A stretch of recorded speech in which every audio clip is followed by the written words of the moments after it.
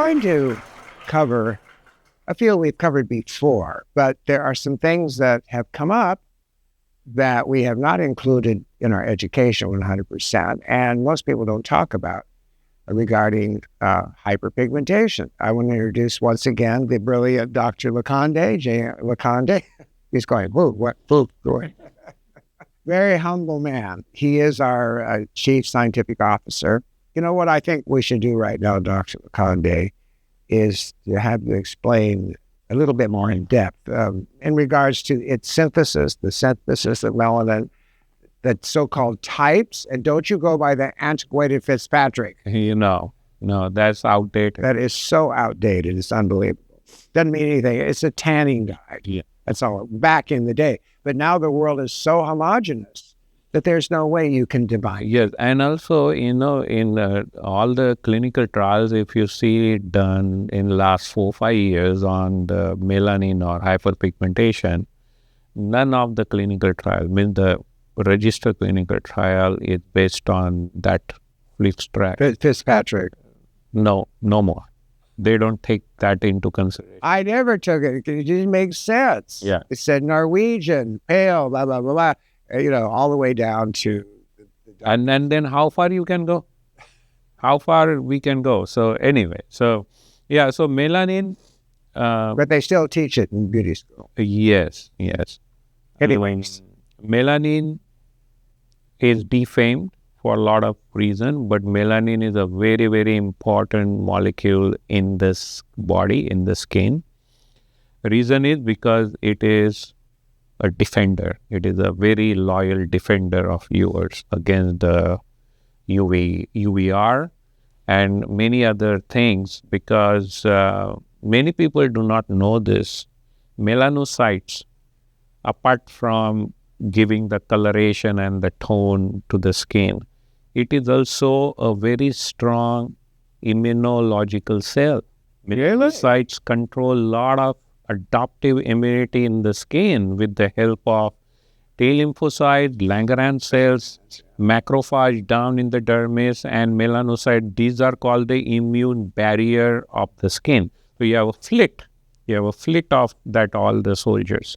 Langerhans cells, lymphocytes, macrophage, and melanocytes. Because what is skin fundamentally? Physical, chemical, immunological barrier in between the external universe and the internal universe. Now, melanin is of 3 types. Many people do not again know this. Everyone has heard pheomelanin, which is the red or the brown pigmentation or pigment. Eumelanin, which is black one. And there is another melanin, it's called neuromelanin. And that neuromelanin is present in the brain, in the midbrain. Memory molecule. Yes, it is in the brain. And that neuromelanin works in tandem with pheomelanin and eumelanin. Now, typical clinical case is this. Suppose I go in the clinic and I did microneedling, okay?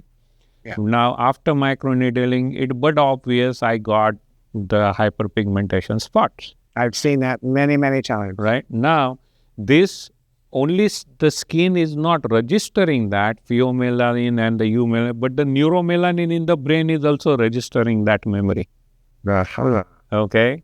So that even if you will lose eventually all the pigmentation due to the normal oxidation, which is a common natural thing to happen, but what you can do about the neuromelanin?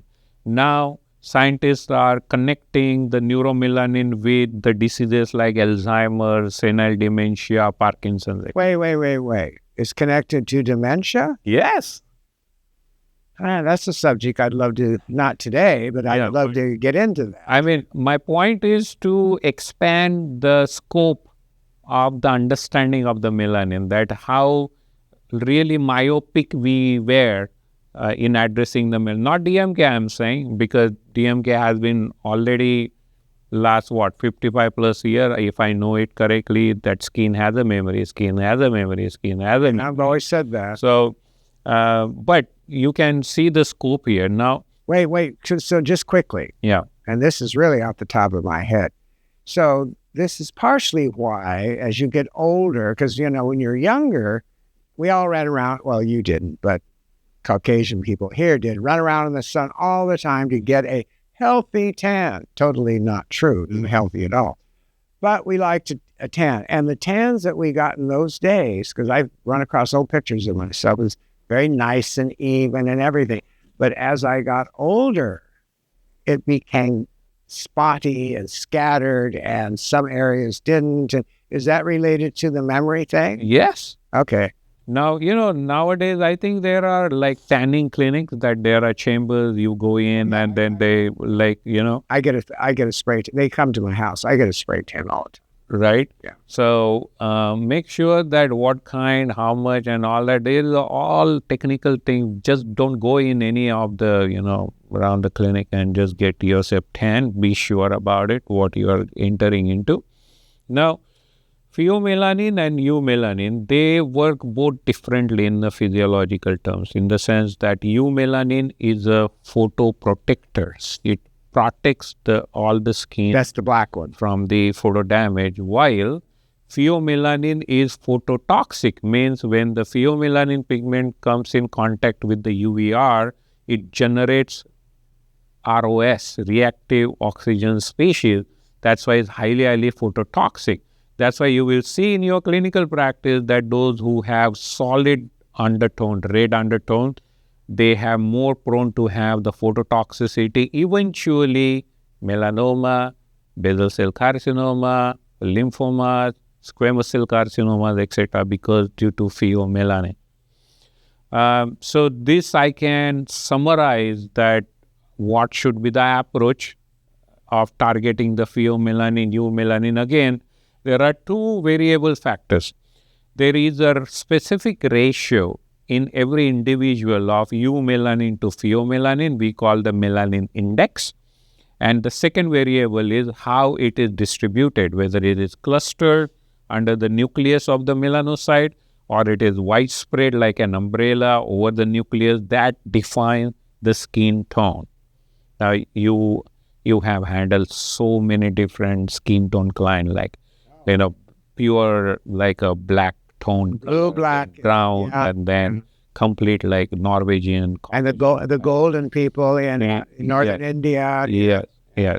So you will see why that. And now it's a very funny thing that to pigment the entire body surface, you know how much melanin is required? Only 1.5 gram.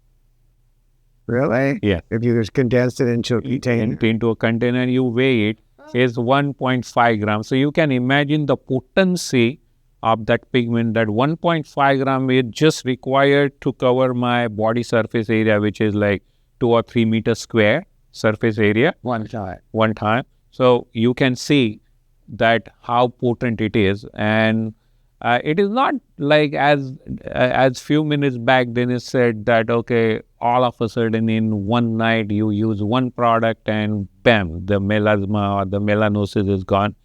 No, it's not that simple. I wish that could have been that simple, but it is not.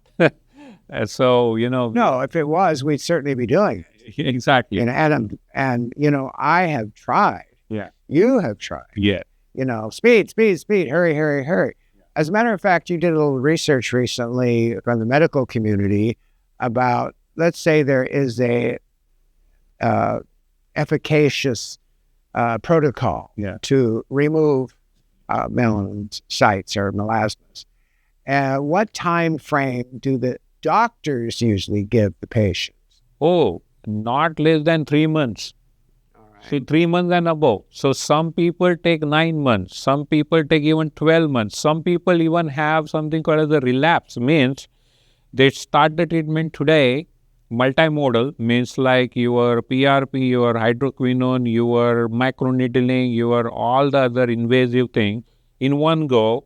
They do that 3-4 months. They see a little bit, okay, they stop it.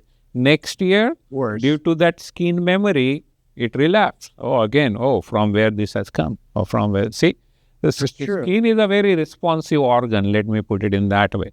Now, one thing, see this diagram here, this Danné just drew this morning, and he was explaining me his case study way back in his Chicago clinic, that what he noticed here. So can you elaborate, Danné, on this? Because this is a very important point we are making here. Yeah, I didn't realize the intricacies of this. I had a friend, a black guy that was really close friends of mine, and he had a very severe burn in his arm. And he was terrified that it would somehow keloid scar, because this is very common in the Black community. And that's why he came and asked me. I forgot to tell you, that's why he came and asked me, is there anything that we can do? I didn't have beta gel in those days. I wished I had, but I did a light enzyme treatment and anything I could just to soothe it. And I would check on him all the time. He'd come by and I would look. And I'll never forget it. We're sitting on the steps on Oak Street outside the clinic, and he had on a short sleeve shirt and he had a bandage around it. I said, let me see what's going on. So he took it off. Now, the skin was depigmented. It went through all of the epidermal, all the way down to that area before the melanin is copious. And so it was depigmented. But I could see like little starbursts, just like, I don't know if the camera can pick this up. A tight shot. Yeah, I get a tight shot. Little starbursts that were appearing in a regular pattern on that skin, like shooting off, little appendages that I instinctively felt would join and I was literally looking at pigmentation being reborn in this kid. I never forgot it until today, and I told you about it.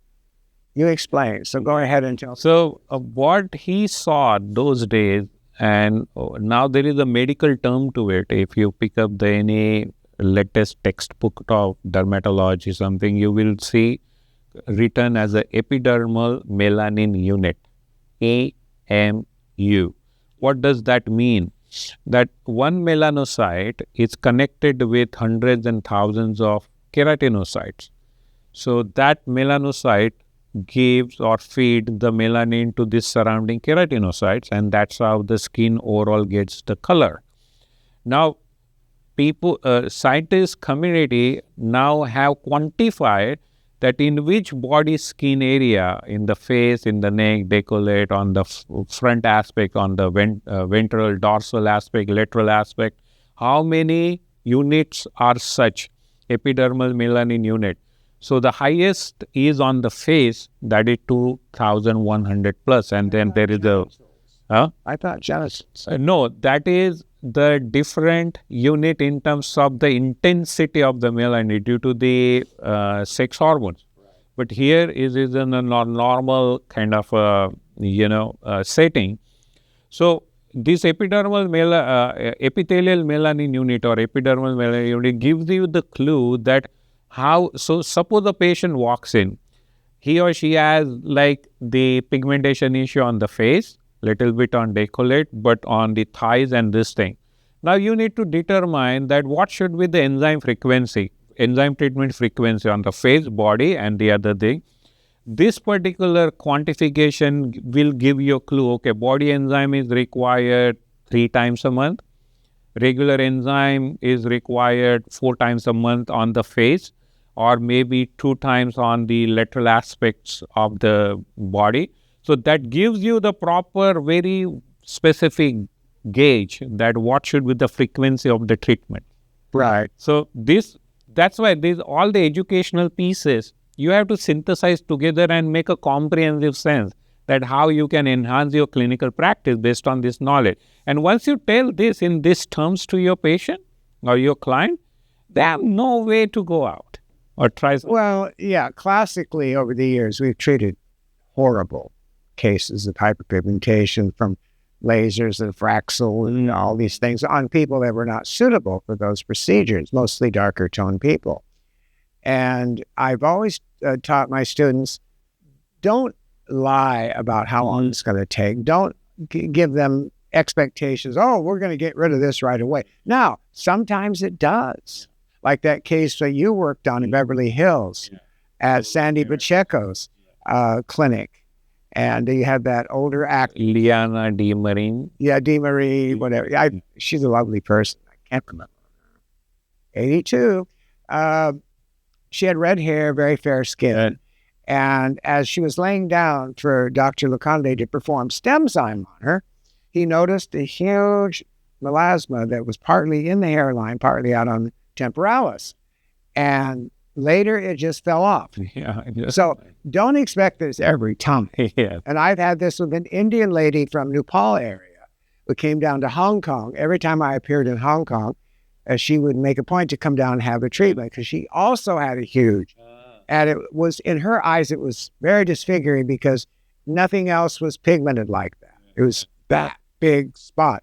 Had she had several, she might have lived with it better. Yeah. But this was like, and she came in this last time and it was gone.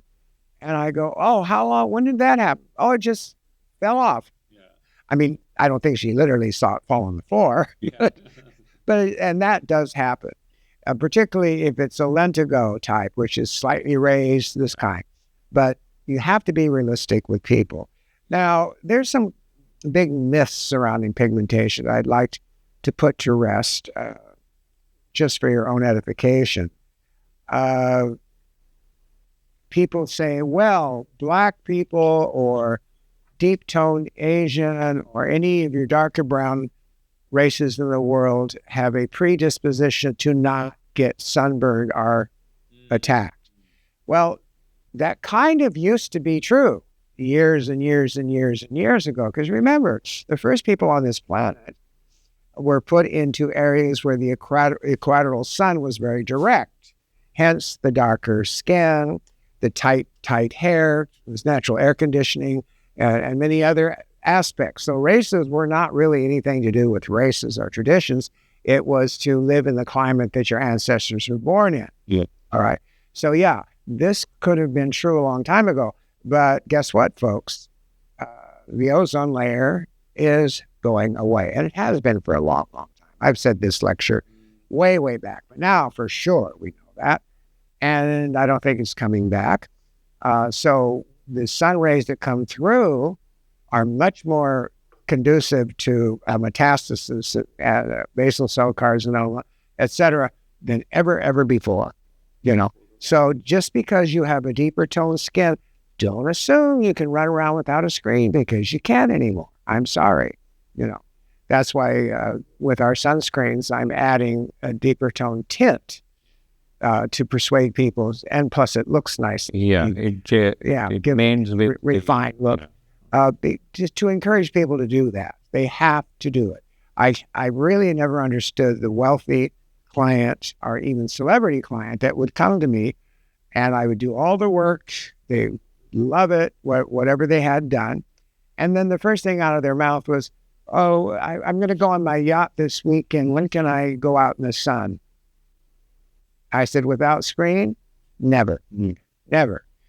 Now, if you happen to be caught out in the sun before 11 o'clock, you have some grace there, okay, because of the race. Or after 3, slant is more conducive, but still always protect. Yeah. Without screen, no. Sunscreen must. Yeah, I protected my face forever. I always did. Not my body.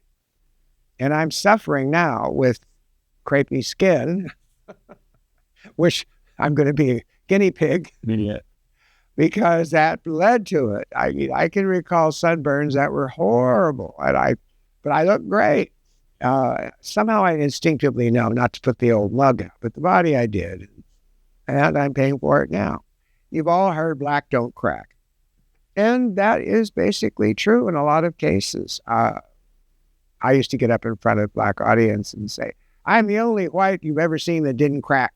Everybody would laugh because of all the things I've done to prohibit that. But it is true that if you put a 55-year-old white lady picture alongside a 55-year-old black lady, 9 times out of 10, now there are exceptions, but 9 times out of 10, the black woman looks younger. Okay, this is true. Does this mean that she is automatically prohibited from showing signs of aging? No. There's all kinds of things that can happen. There is a sag to the tissues with the underlying volume of adipose fat goes away. Yeah. So, in fact, the skin, color skin individual require more preventative measures, because one night and the skin will just collapse. And then all of a sudden, what had happened. I mean, just yesterday I was like young. I saw that with a certain actress. I won't mention her name, but yeah, just before she passed, all of a sudden she was old. Yeah. So to prevent that, you got to actually have the more prevention kind of a thing placed in their life, aesthetic treatments, overall, the age management kind of treatment. However, in Caucasian skin, you see that because it's the slow and the steady process, but in the colored skin, it's like bam, like boom. So that's the pattern we see in the clinic. So don't take the color skin for granted that nothing will happen to it. And also understand this, as he described the topography of the black skin, because they have lived on the equator, and on the equator the sun rays are constantly falling, and that's why they got to be higher tone and curly hair and small hair and all that to do. But imagine that skin colored people, if they move towards more to the polar side, okay, what will happen? Now their skin genetics is not designed to match with the polar one, because that the sun rays are falling slant and they are more piercing than the equator one. So you always find this kind of modalities into it. So never come to the conclusion so early. Give a very rational thought to it. And now, the industry has, I don't think it's a failure on the industry's part. We're talking about the aesthetic industry, so much as it is education and basic ignorance of facts. And that's why we're doing a podcast like this. That's why we go in depth, because there's things I didn't know that actually added to my practice, when I worked on it. It's live and learn over and over again. And we really need standards to be elevated, because guess what? The brown people are here. Yeah.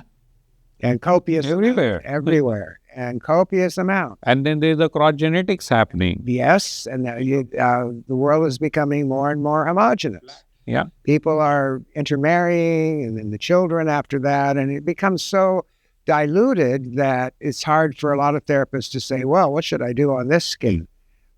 There's always a base cell structure regardless of the homogeneous intermarriage and all. Yeah. There is a root cause that you address. And quickly, not really related with the pigmentation, but overall with the DMK enzyme therapy, please note this. A new client walks in. Now, they have the history of the cross genetics. You don't know what is the percentage of, say, Caucasian or this or that descent or that. But DMK enzyme treatments are self-revealing to that point, that what the basic tissue is there, what's the nature of that.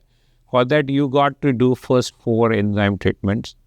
And in every enzyme treatment, you see what kind of plasmatic effect they are getting. Yeah, because sometimes, and I've had to warn Black patients about this before they start screaming later, that when you do the first enzymatic treatment with all of its attending protocol, the melasma, let's say it's a dark tone around the mouth or on the hairline because of a lot of... Due to constant use? Well, there's a lot of different hair products and just hair straightening and everything that causes a little bit of stress.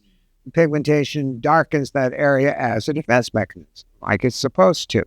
But sometimes when we do a first-time treatment, the dark areas look darker by comparison because the lighter areas brighten up immediately. You made this even worse. No. And this is where you have to tell them in advance that this could happen. No.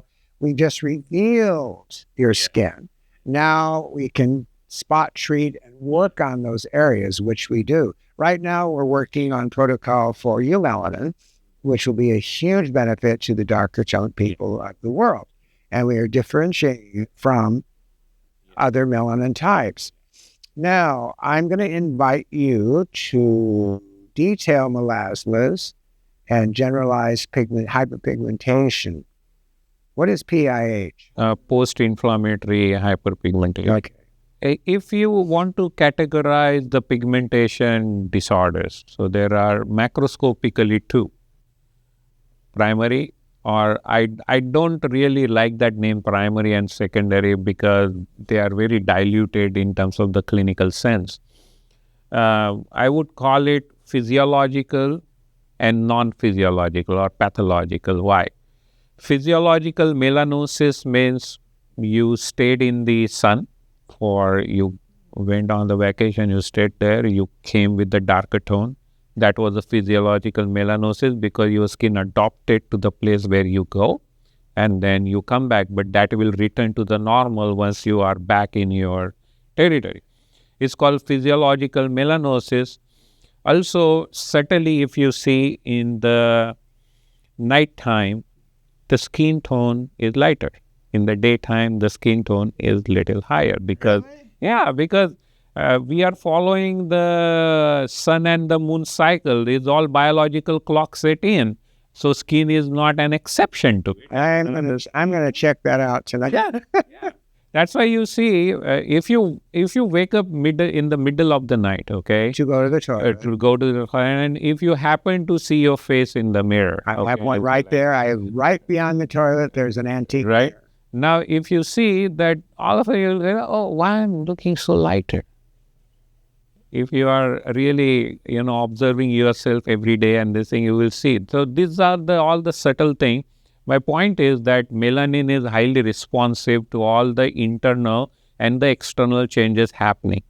Now, things like melasma, okay, people get the melasma due to the internal factor, due to the hormonal changes, due to all the metabolic dysfunctions and the shifts and all, and also external due to the photo damage, accelerated biological aging due to the pollution and all that stuff.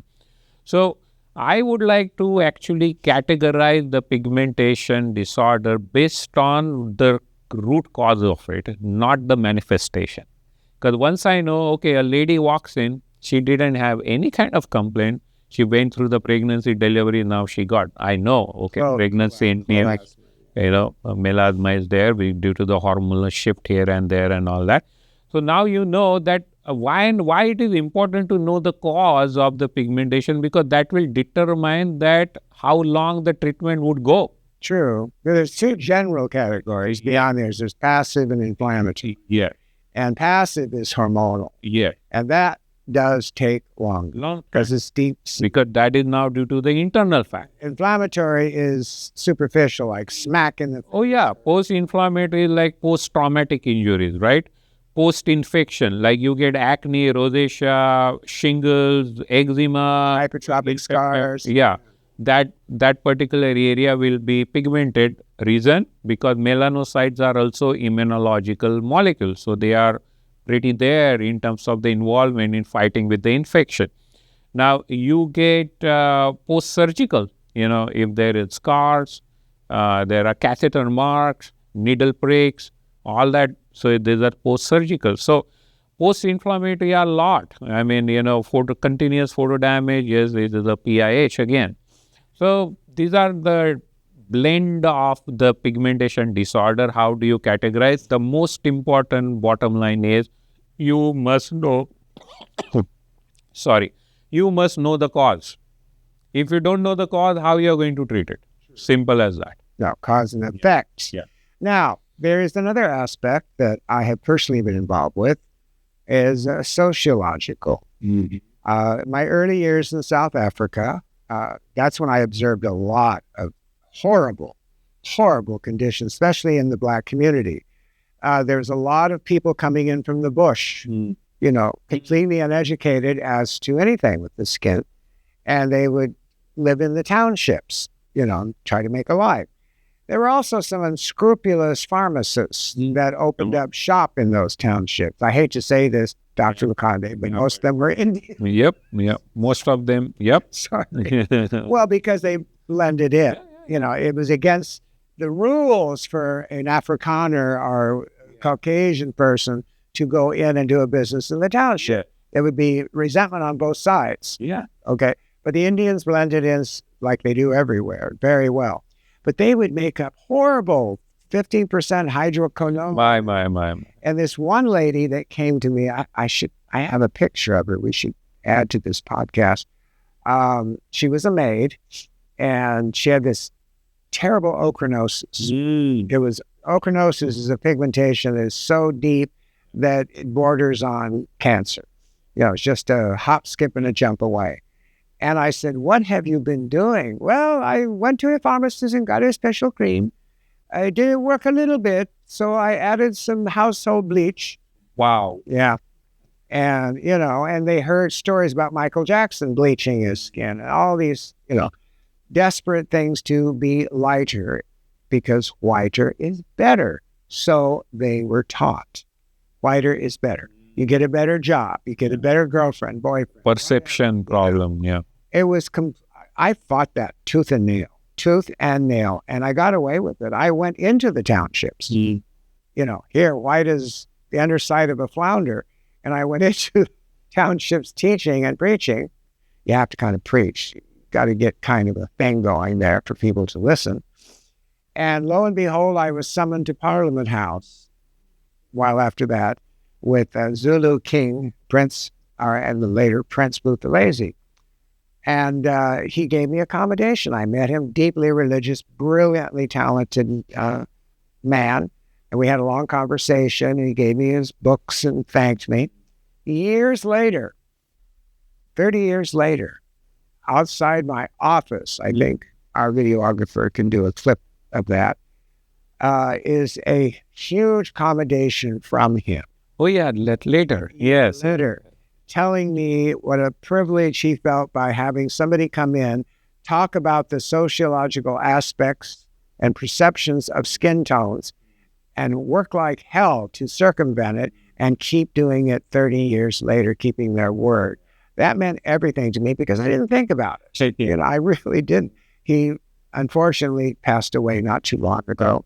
But that's one of my most prized possessions because that does exist and we have to address it. Now you have raised the point of, mixing or very concentrated hydroquinone creams and this and that. So let me explain a little bit here. Hydroquinone, when it is in the skin, it reduces to one compound called 1,2-benzoquinone. And 1,2-benzoquinone is a highly mutagenic, means it causes the DNA damage. True. Okay. That's how you get hydroquinone poisoning. Yes. So hydroquinone poisoning comes from that benzoquinone molecules, which is the byproduct or the reduced product of the hydroquinone. And this mutagenicity or the DNA damage stays forever. Again, it becomes a part of a skin memory. So if you think that someone has applied the hydroquinone at the age of 20, when they turn 60 or 70, it would have been gone from the memory? No, it's still there. Okay, so be aware about all this, miraculous molecules that how can they do that. And again, on chronosis, that is the most side effect or the potent side effect of the hydroquinone, and that comes due to the benzoquinone. Yes. Well, she had both because she was using a household bleach, which caused huge... That is oxidizing anyway. So chlorine or oxygen or whatever, along with the hydroquinone, means you have no escape. Well, I have to explore the common treatments that along that line that go on in this country and also overseas as well for years and years and years. And they seem to have this idea, and I don't know why. Common sense would tell you it's a terrible idea, of deep peels will get rid of hyperpigmentation like it's some sort of spot drawn on the skin. That is PIH. That is post-inflammatory hyperpigmentation. It only arouses more defense mechanisms. Yeah. Microneedling, all kinds of crazy things to get rid of the hyperpigmentation, not even considering how the skin proliferates or really works. So what we have here is misuse of chemical peels. The old-fashioned one is the worst. The medical peel, which is 90% phenol, and the rest is croton oil, which in itself is very caustic, and whatever, which simply burns the hell out of the epidermis, creating more pigmentation later on. Sometimes it'll take a year. but it will come back. And then what about laser? Oh, I want this lasered off.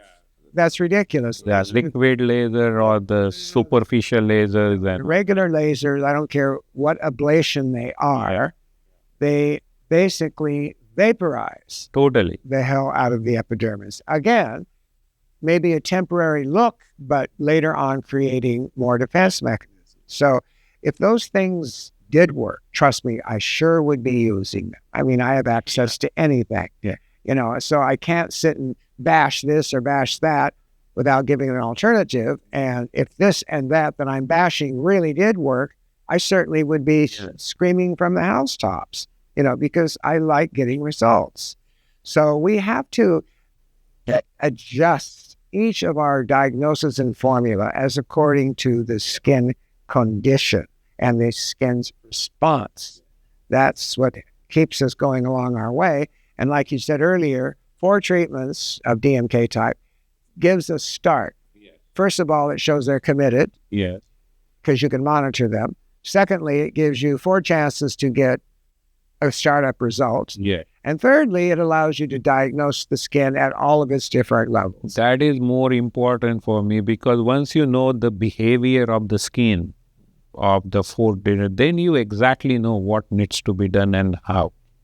Which exfoliator to use, how many treatments per month, what the home prescriptions are, everything that will give you the soup clue on that. All right, so here we go with DMK fundamental skincare principles. Basically, it's our famous 4 pillars of concept: remove, rebuild, protect, maintain. Now, we're so used to saying that it's just like a mantra. Remove, rebuild. You can use it to meditate. RRPM. We came out with that because it was, you know, kind of trendy and so on and so forth. But basically, it boils down to what we really can do. I didn't just make those up as buzzwords. You know, remove is getting rid of all of the previous damage, bringing the skin back to some sort of status quo equals homeostasis. Yeah. Now, the reason why I think we're so popular in China, I was just talking to Ali, our international manager today, she just got back from China, is that we're closely aligned with the concept of TCM, traditional Chinese medicine. Yeah, yin-yang, our homeostasis, everything level.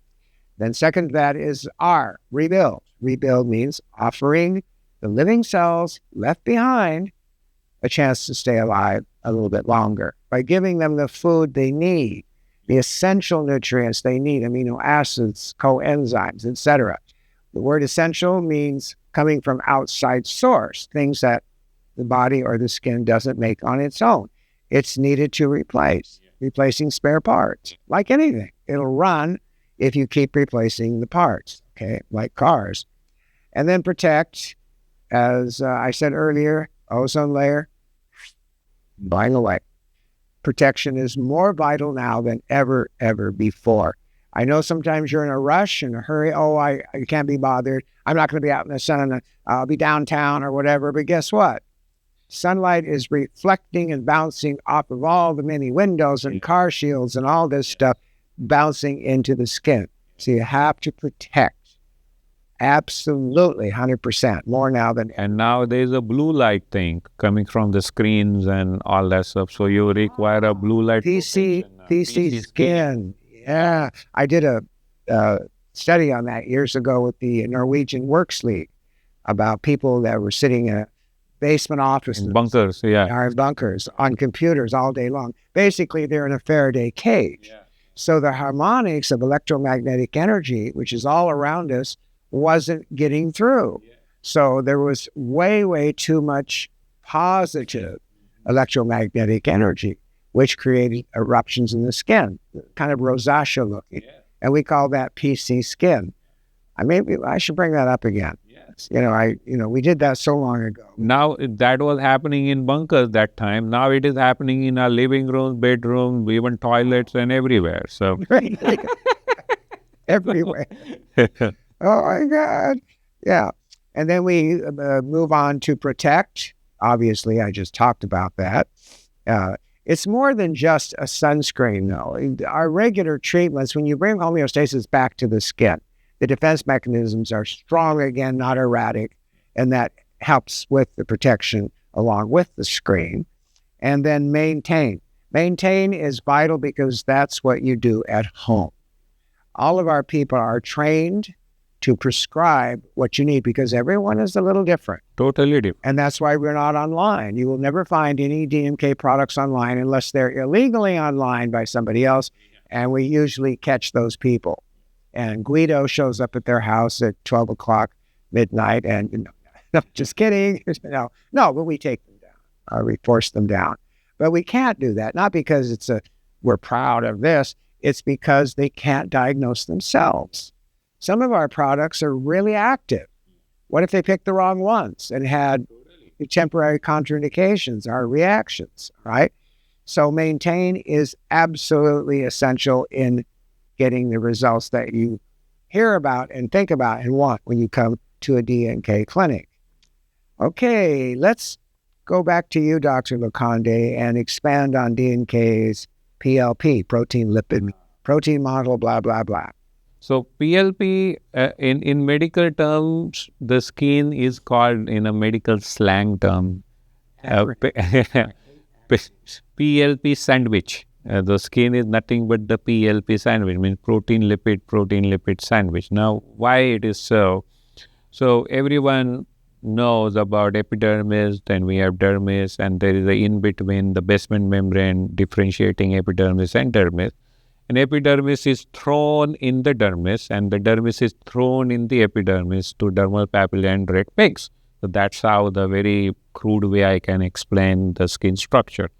But it is not that in that way. When you go deeper into the molecular chemistry way, that you need to understand what these structures building blocks are. So again, as all the body organs are made from carbohydrates, fats, and lipid and protein. So glycoprotein, glycolipids, and pure this thing. So the same structure you find in the skin. But primarily in the epidermis, if you see the keratin, now 90% of the epidermis is keratin, secreted by keratinocyte. Keratin is what? Protein. In that protein, like a literally protein bed, what is there? Langerhans cells are there, melanocytes are there, few macrophages are there, few mast cells are there. What this cell wall is made up of? Lipid. Again, in the cell, mitochondria, Golgi apparatus, lysosomes, endoplasmic reticulum, nucleus, what is that? Protein. So means protein, lipid. So that's how, and that's why it is called PLP sandwich. Ah, very good. Okay, I would like you also to detail the word, because I think you actually kind of coined this term. We got to get our trademark lawyer on. I think, yeah.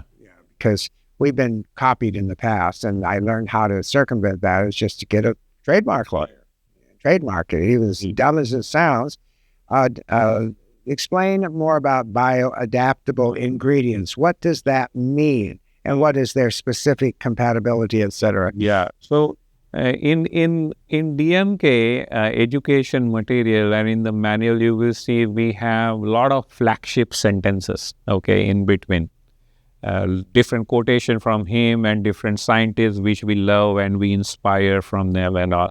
So there is a one sentence there. What is DMK formulary is? DMK formulary is taking biocompatible ingredients, making them bioavailable so that they would be bioadaptable at the receptor to do the particular function. Yeah. Biocompatible, bioavailable, and bioadaptable. Now, typical case is Fibromax C. Everyone is known about that small vial you put is the most active form of vitamin C. We have 4 or 5 different products just on the vitamin C. But why Fibromax C is in that form? Okay, because biocompatible. So that vitamin C we want in the volatile way because that's the only way it will work in terms of the biocompatibility there in a short-term kind of action.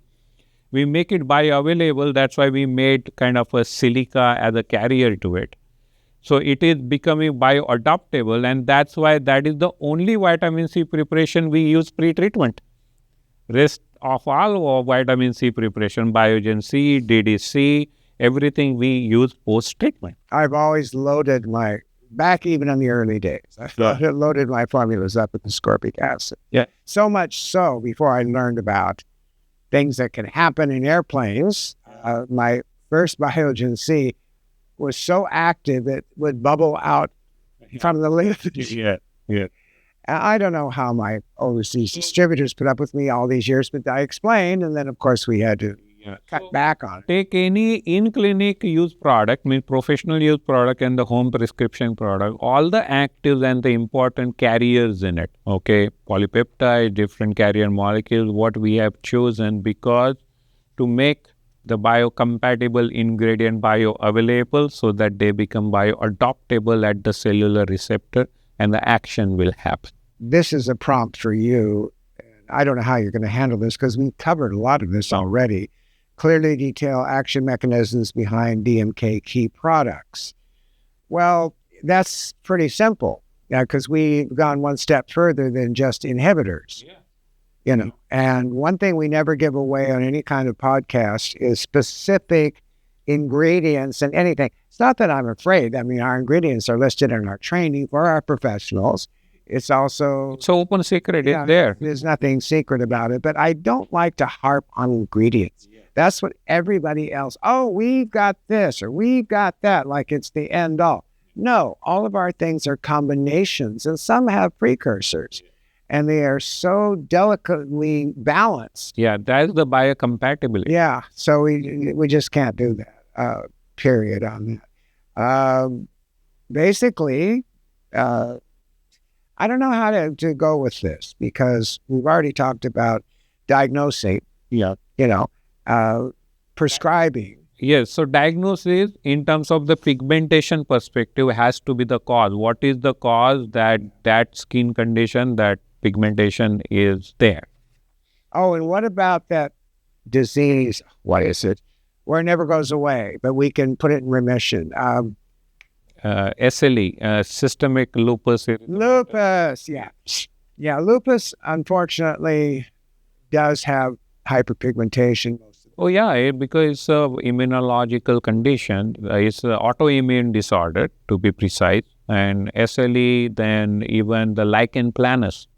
So it is autoimmune disorder. So any kind of autoimmune disorder, the word immune comes, the melanocyte has to come. Right. Simple as that. So what we tell these patients is, yes, we can certainly put it into a long remission, but it will always come back. Yeah, as long as their immune system is not activated in a different way, the remission continues and it can be lifelong. Well, I stumble on this phenomenon by chance, like a lot of things I do by chance. But as I said before, observe, catalog, implement. Piece of the puzzle.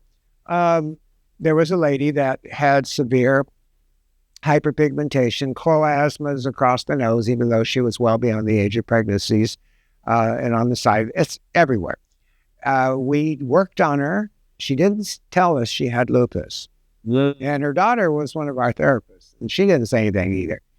And so we got her into good shape. And she didn't come back for a long time. And then she finally came back, and it was all back again. And I said, aha, you didn't keep up with your home prescriptives. Yes, I did. Turned out she had lupus. And that's why I dove into that research to find out, well, if they tell you up front, that's why it's important during diagnostic, they list all of their medical prescriptions, everything. Not so we can see what they're doing or be nosy. It's we have to know. Yeah, it does affect the skin condition. Yeah. One of the most important things is diagnosing people. But that completely depends upon your initial relationship with that person. Everybody's different. Everybody has different lifestyles. You don't want to subject your practice to just one certain type of person because they happen to be like you. You want to accept everybody. Not only does that expand your knowledge and your practice, but it also expands your bank account, if I'm going to be so literal and crude. And I had to learn that early on because I traveled around the world to every country and had to adapt to their particular way of thinking before I could even begin to let them see what I was thinking, what I was seeing, and what I was going to do. So you kind of become a mirror to that person. If you don't like them or you don't approve of their lifestyle or whatever, that doesn't matter. Then get out of the business. Yep. Bye. Go somewhere else. But if you are a passionate practitioner, you have to recognize the differences in people. Don't assume anything. Let them tell you why they're there first, because they may have multiple reasons for being in your clinic. There are some really old people that like to be touched. Oh, yeah. Nobody touches them. Their husband or wife is gone, their kid, whatever, they're alone. And yes, they want to see a better skin and all of this, but they also want to be touched. They want somebody to talk to. That goes into the whole thing. Yeah, and skin is a sensory organ for the touch. Exactly. And then there are lifestyles that may not be in line with your own. So what? That's not important. Let them talk openly about everything. I did a magazine article years ago in Australia called Beauty Therapy Can Be a Drag. Okay. And the subject was drag queens, female impersonators, and transvestites. Mm. And I categorized everybody and how to treat these people respectively as they came in, because they were all different. Yeah. Completely different. Yeah. There's the fetish, then there is the transgender, and then there's the showgirl, all of these different things. You know what? I never got so many emails from people out in the outback and all over Australia. Thank you so much for your open approach and candid thing about for us. Mm-hmm. And they, of course, sought out DMK treatments. Yeah, client is a client. Yeah, so you have to understand these things because they could be part and parcel of their whole problem. Yeah. The stress, the acne, the deep retides, all of that could be simply because they're unhappy in their lifestyle. They don't know what to do. They're rejected everywhere. Hopefully this place will take me in and help me. And you will. And if you don't, like I said earlier, there's the door. All right. So, Dr. Lokhande, I would like you to give me a somewhat detailed, actionable protocol integrating DMK professional treatments with home care. Yeah. So, and now again to reiterate, understand first the cause of that condition, skin condition means pigmentations, and then map out the entire approach in terms of like, if you are not sure about what the skin will respond to, give just plain 3-4 enzyme treatments. See how the skin is reacting. Our environment system will help you in this initial phase when you are putting someone on your first 4 treatment. Give them the environment, because the environment will literally resurface a lot of hidden things. Yeah. Also, it will correct a lot of things then and there. So the client will get confidence in you. Oh, it is super cool. It's helping me. My personal trainer has and I've got to bring him in. Keep telling him. I've got to. He has a severe case of malacesia. Yeah. And he was told it was hyperpigmentation because he's outdoors. No, it was malacesia. And so I put him on Embalm. And he was excited. I could feel something. I look better and all this. It's still there. It's going to require professional treatment. But at least it gave him a start. Yeah. And so that's one of the first things you do when you see a strange anomaly that you're not familiar with, environment. Yes. You are certain or you are not certain. Environment is your friend. Okay, you put someone on the environment, you can't go wrong. Many things will reveal to you. Many things will get correct. That's why we call environment theranostic. It's therapeutic and diagnostic at the same time. You made that up? Where's my lawyer? Their trademark. Miriam. Is the term now they are using in medical devices industry actually. Oh, really? Yeah. Oh, so we can't coin it. We can, but there are ways to do it. No, I won't do anything in Spain. Yeah.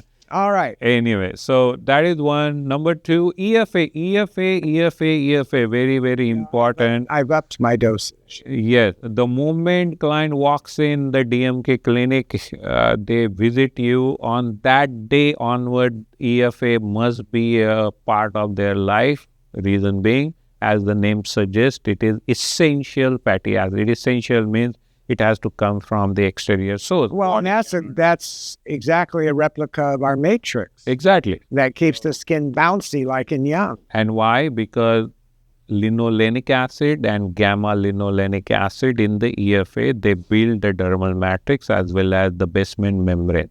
Okay, it keeps the basement membrane. It's also extremely anti-inflammatory. Yes. Yeah, I have another podcast I've done, might do it again, on how I discovered. Yeah.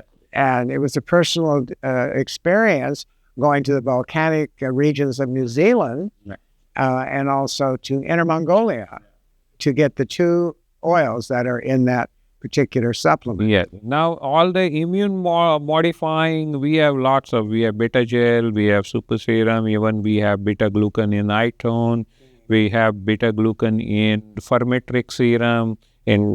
So we have a lot of immunomodulating home prescriptions that goes with the other creams and all.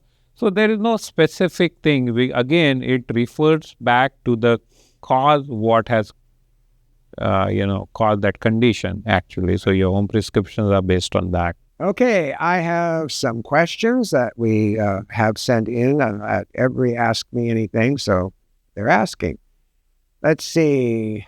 She or he says it doesn't have gender or names here this time. But anyway, I have several clients that would greatly benefit from DMK, but they're anxious about trying something new for fear of a bad reaction.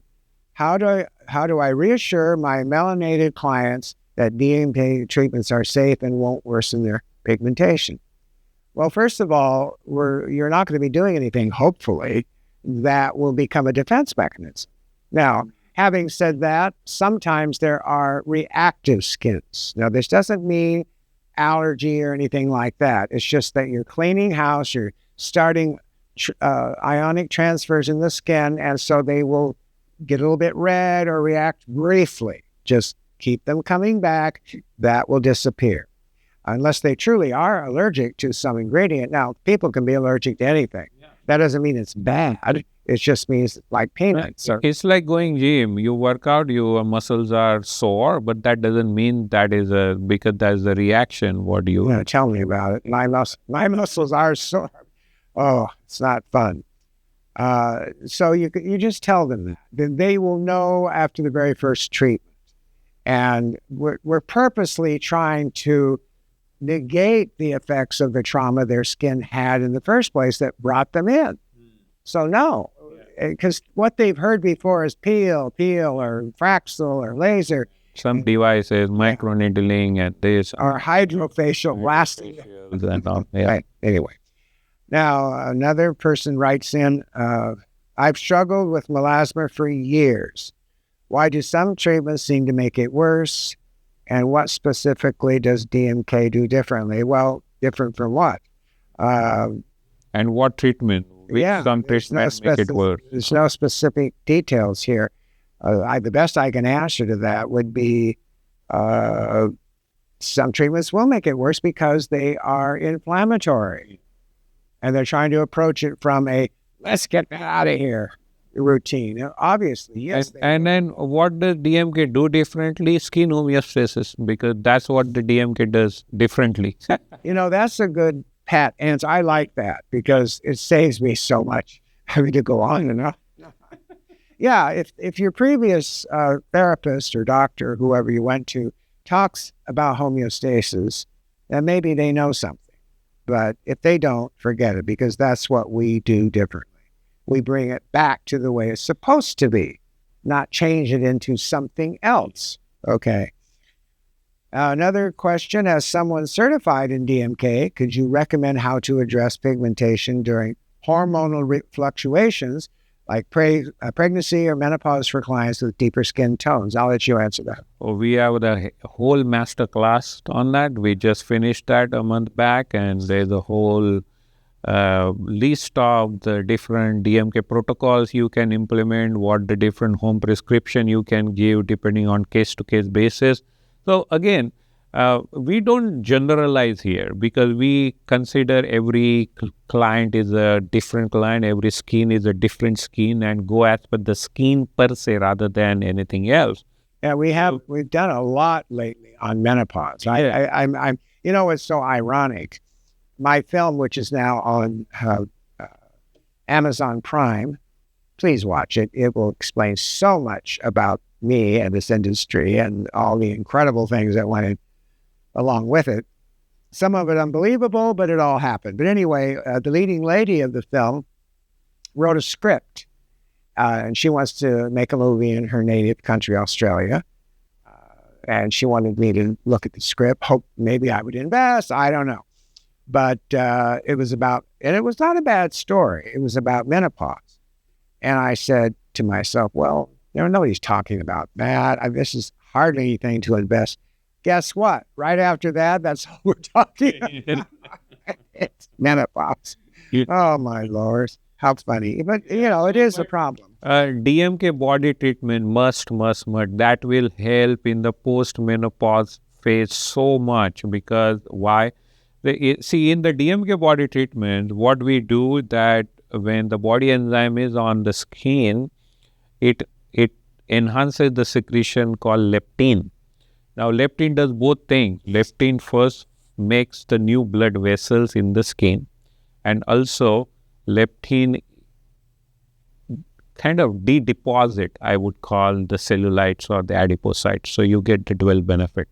Extremely important in the postmenopausal or the menopausal period, along with our all other home prescription like beta gel, super serum, Revitocin, super duper severe in certain cases. So again, depending on the condition you're treating, we have the entire category. These people must know each other because they're all asking basically the same question in different ways.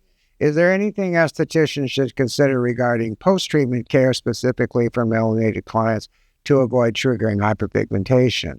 Yeah, first get to know the cause, what it triggers. That's why the history taking is so important. Dig deep into the history that, how it started, why it started, what were you doing that time, so what happened. So all what category is yes. it? Yeah. So all this intel is very important for you to determine what is going or what is laid down further. And then this question right along that line, different way of presenting it. Are there particular DMK treatments that work faster or better specifically on PIH from acne scars and darker skin? Well, you're talking about scar revision in addition to hyperpigmentation treatments. And yes, certain scars are kind of empurpled looking or are deep red, hypertrophic scars usually, sometimes cuneiform scars, ice pick scars at the bottom will be hyperpigmented. Those areas, after I would say 4 treatments, a week apart, usually a month, 4 treatments that we talked about earlier, then you can spot in those areas our specific training for scar revision. We're very good at scar revision. In fact, better than I ever dreamed possible. We have before and afters from doctors all over the world that I just blew me away. And I said, how did you do it? Well, we just kept doing it. We did the protocol. Most of the time it took 6 months to a year. You have to be upfront about that. But, in my experience, when people see things happening as they go along, they're more prone to keep up with it. One quick story about Norway, the laser lady. We used to name our clients after their condition. The Melia girl. It's so funny. We were so crazy back then. Anyway, it was this lovely woman, kind of an Isaac Dynaston look about her, very patrician profile and great bones, icy blue eyes, very elegant. But she, for some reason, I guess she feared a few wrinkles. She went to a surgeon and got a CO2 laser. I don't know if he was drunk or what he was, but it was the worst looking scars I have ever seen. It was like twisted taffy, ridges and twisted like taffy, like the candy. all from down the mandibles all the way up under the vermilion border. It was just horrible. And I just thought to myself, oh, geez, I don't know what we can do about that. I didn't tell her that because she looked so hopeful. So I just jumped in and said, well, I know we can get some results, but to an extent, madam, I cannot promise you because this is a severe reaction. I said, but we will get some results if you're compliant. Well, she was. And I'd ask about her every once in a while when I was talking to Elizabeth Stenvik, our, God rest her soul, our educator then. I came back to Norway about 4 years after that, and they always had customers that wanted to see me personally for some reason. And Elizabeth said, the laser lady is in. What laser lady? And she was, and she came in the room, and I almost dropped over because it was all gone except for a ridge right up around the vermilion border. And I said, oh, you look great. I didn't jump up and down because I didn't want her to think, we do this all the time. This is not a big deal. That's what I wanted to think. And I said, now just a few more months on this, and we can probably, no, Danné, I'm so happy with what I've got, so I can deal with this tiny little scar. And that was unexpected. But what it proved to me was that home prescriptives, compliance, and treatments constantly will usually win the war. Yeah, we are powerful exfoliators. So in scar revision specifically, the alternative. Yeah, that's remove. It's not just remove, it's also rebuild. You can't just plane it all away like it's a piece of wood. Let's see what question. I already said that one. Well, this is kind of like the rest of the questions, but different. I've had bad reactions to peels and lasers, especially when I have them at the same time. No, I'm just kidding. Well, I wonder why, honey. That alkaline wash the next day. How exactly does DMK ensure these reactions won't happen with her? Well, again, as I said earlier to an earlier question, we don't traumatize. You don't have to traumatize. Anything that causes a violent reaction will cause a violent reaction. Simple as that. That's what these melanin cells do. So obviously, we're not approaching you with that. Now, having said that, we do have a special treatment where it could be a little bit invasive, but they're taught not to, and that is if there's a defined melasma without any attending hyperpigmentation, all by itself, we sometimes do a quick alkaline wash to open the portal. Yes. And then we freeze it. Yeah. With ice. In Europe, they use mild histofreeze. That's kind of tricky. I wouldn't recommend it here because you could bring about necrosis with histofreeze. But a little bit of histofreeze or ice, and this creates an osmotic sink to where when you drop your inhibitors in and your other products for melanogenesis, it isolates it in that area instead of bleeding into the peripheral tissue. So yeah. But no, you can tell them we're not going to cause more problems. That's why you are here. Exactly. Hello. 2 more questions left. One of my clients has asked if there's something I can do to lighten the skin on her face and neck. I genuinely want to help her feel her best by looking her best, I guess. But I'm uncomfortable fulfilling requests that might alter her naturally beautiful complexion. I assume this is a person of color, hopefully. How can I respectfully encourage her to embrace her skin? Okay. That goes back to what I was talking about earlier about social and how people in South Africa have been brainwashed that whiter is better. No. What I would tell this person is that you want to give her a total bright and even tone that her beautiful skin requires and keep it that way, that her tone is gorgeous. Yeah. In fact, I can say that openly because I am so pale. I spend a fortune on spray tan. So I tell some people, I wish I had your color naturally, but you have to let them think about themselves as already beautiful, already perfect. You're there just to keep that even and bright. Okay? Last question. Are there lifestyle recommendations DMK suggest clients incorporate at home to help them reduce pigmentation issues long term? Yeah, there's 2 products you have to use forever, and that is beta gel and or betagen cream combined and sunscreen. Sunscreens, EFAs, environment system. No, but I'm talking about 2 specific ones. Yeah, they use those 2. Reason why, beta gel, I was experimenting with beta-glucan, and there's a long story how I got to that point. Not for this podcast, another time. And I was down in Carousel. We had a clinic down there, and it was a black clinic, and they were going to have me on television that night. So I thought, well, I've got 3 or 4 hours. I can just sit in my beautiful hotel room, overlooking the sea, on the chaise lounge, fall asleep, which I did, and severely burnt the hell out of half my face because the other half was buried in a towel. And it was swollen and red. I thought, oh my God, I can't go on television. Even makeup won't cover this. I look like a monster. Yeah. So I happened to have a couple of vials of beta-glucan that I was fooling around with, and I was going to talk to the therapist about it too. So I slapped it on, and within 30 minutes, the erythema and edema went down.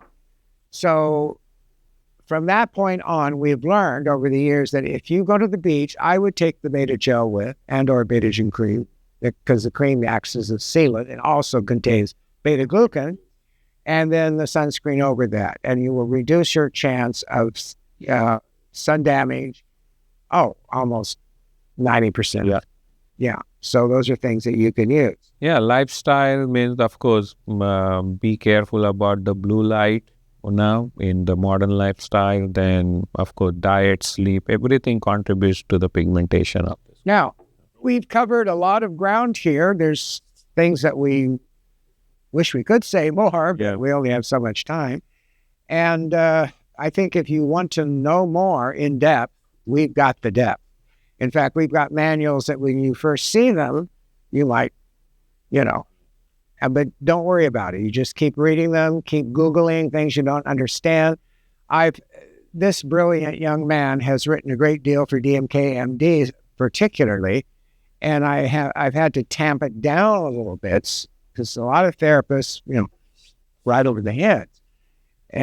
So what I had to do is kind of take it down, but still I left a lot of acronyms and scientific terminology in there to back it up. And then you can Google those things and find out what they are. Usually they're very simple. It's just using shaman's language. I mean, doctors, the medical people have had a secret language since time began with witch doctors and tribes so that the people would listen to them and not know what they're saying and trust them. So I would encourage you to take these programs. If you haven't taken any of them, then you start, of course, with Program 1 and go all the way up through paramedical. And then you'll be ready with full scope of tools and theory to enhance your practice. That's the main thing, is enhancing your practice through knowledge and skills. Join us next month for another thrilling edition of Ask Me Anything. We'll try to come up with subjects that people don't talk about or haven't heard about or wish they did, but we'll always keep you alert. And remember, as I always say at the end of each podcast, real knowledge is real power. Thank you. Thank you.